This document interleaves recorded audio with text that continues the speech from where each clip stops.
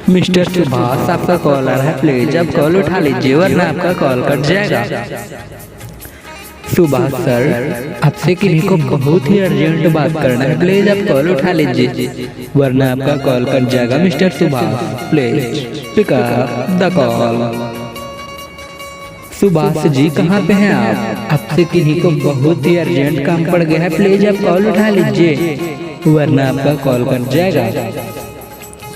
Mister Subhash, आपका call बहुत ही देर से आ रहा है, प्लीज आप अपना थोड़ा सा समय निकाल कर कॉल उठा लीजिए वरना आपका कॉल कट जाएगा।